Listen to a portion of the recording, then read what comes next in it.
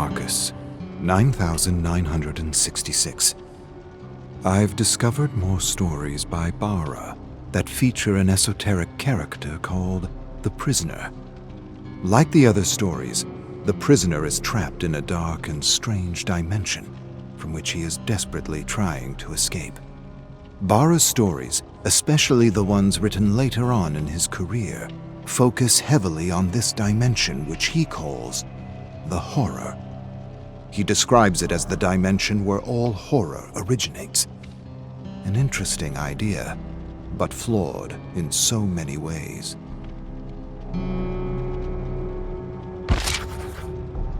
Arkham, 9967. The prisoner can experience memories and stories extracted from a fog-like substance. After years of searching for a way out, he finds the answers he's looking for in the recorded memories found amidst the ruins of a castle. The memories are captured on an old vinyl record, which he plays on a gramophone in front of a wall of crazy. He listens to the scratchy record and soon discovers that the way out is through the darkest and most dangerous place in the horror: the void. I've read about the void in the works of several authors now. Some believe it contains a way out. Others believe it's all a trick to get the prisoner to jump out of the frying pan and into the fire. I'm not sure which stories to believe. It could be that all versions are true in some way. Perhaps there is a way out for those who know how to find it, but for those who don't, the void ends up being a place of greater suffering and torment. It's hard to know which story or stories to trust.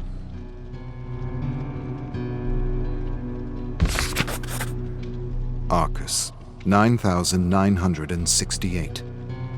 I'm still missing critical parts to the story, and I'm not exactly sure if there's anything to be learned by the prisoner's journey through the void. If, in the very least, I knew the prisoner had escaped, that would be something. That would give me the impetus to act. But as it stands, I'm still not sure how the story ends.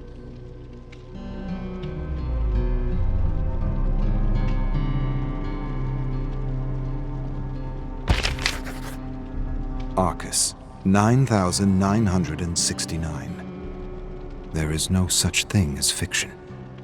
Everything is based on some reality somewhere.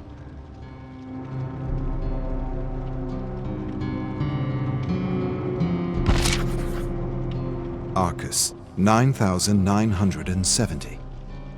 I found a series by Bara called Tales from the Horror. Hundreds of stories about people trapped in the horror, most of them trying to escape, others acting as servants of the darkness. I found one story detailing how an unlikely squad of survivors created an opening into the void, with a sequence of symbols discovered on a scroll. They carved the symbols into a strange growth so that it exploded and destabilized the realms, creating a small rupture into the void. There must be a version of this story where the symbols are described in greater detail. If I could somehow discover the correct sequence, I would have most of what I need to attempt an escape. I am close now, closer than I've ever been. It's hard to believe I've made it this far. The Magnificent Maurice, 1. They call me Maurice. The Magnificent Maurice.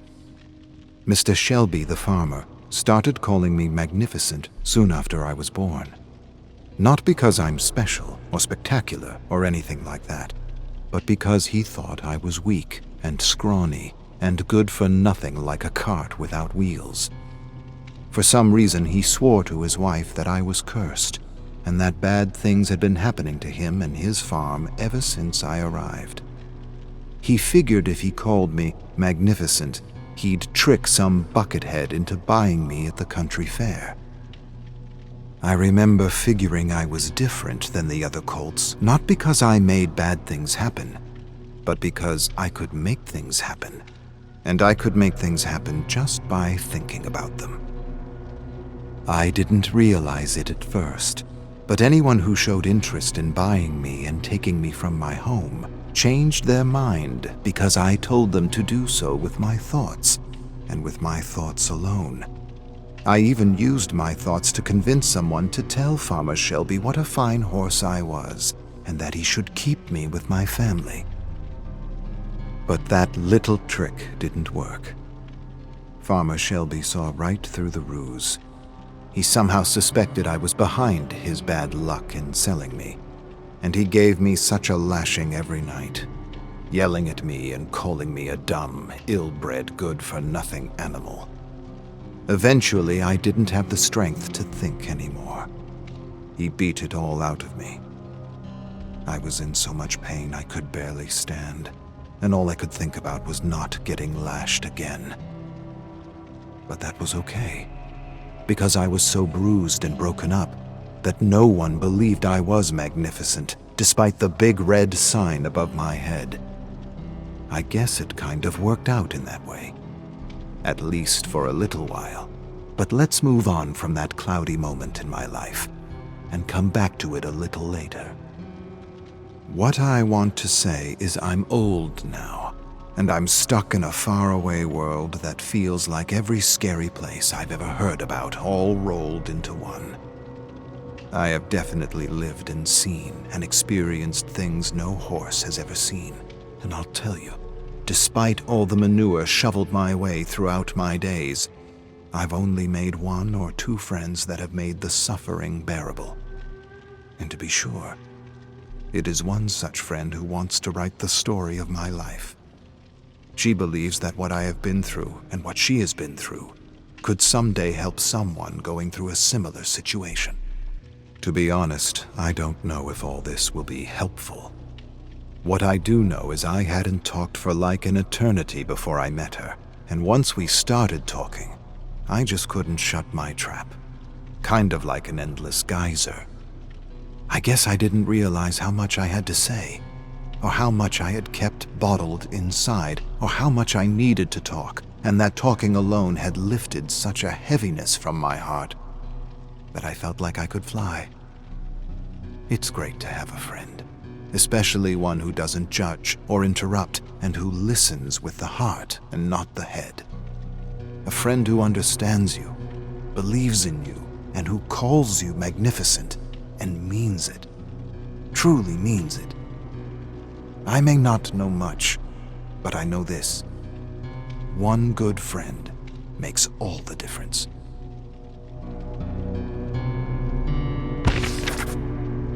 Tales from the Horror, Through the Void Darkly, 2. The fortress tank was littered with burnt cadavers. Twisted limbs reached out like black gnarled trees against the blue light seeping through a hole in the metal ceiling. Scorch marks scarred the floor, and on the wall, Haley read, "No exit," written in blood. She stared at the words for a long, pensive moment. Then the squad assembled around her, asking if she could pick up anything with her abilities. She shrugged and inched closer to the bodies, feeling a strange heaviness in the air.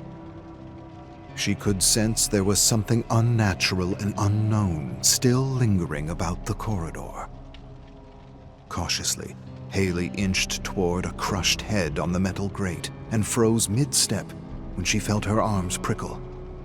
She let her foot fall slowly and fixed her gaze on the charred eye sockets, searching for something, anything that could help understand what had happened to the previous crew.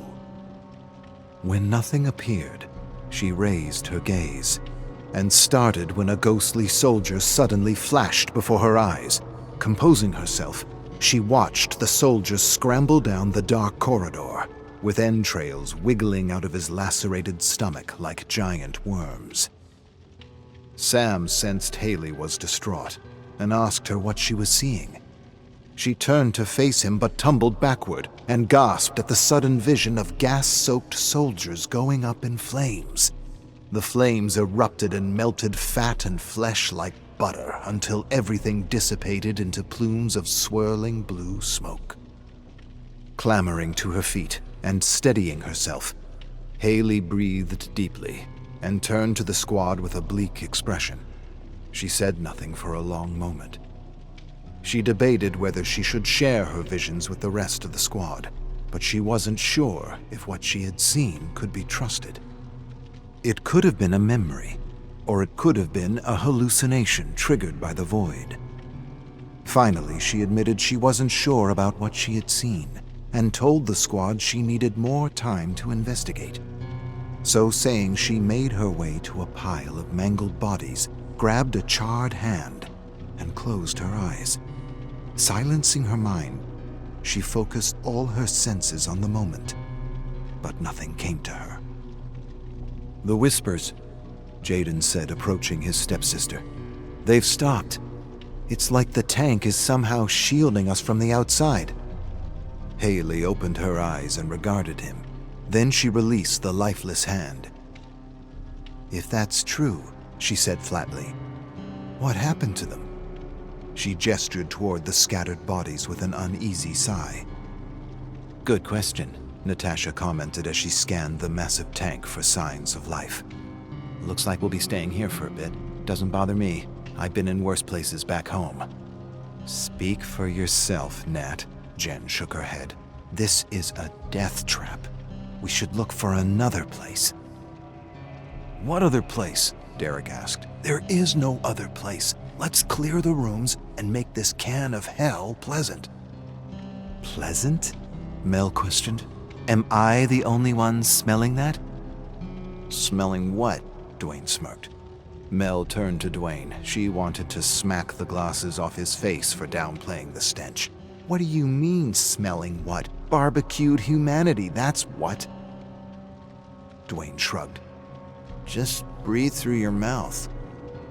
Mel shook her head. "I don't want to breathe through my mouth." "Well, I'm sure Claudine will think of something with her flowers." "Very funny, Ash." Claudine's face hardened. "I'm not collecting air fresheners here, or are you that clueless?" And she shoved Ash, who was laughing, into the hard metal wall with a resonating clang. "Knock it off," Mahan snapped. "Let's split up.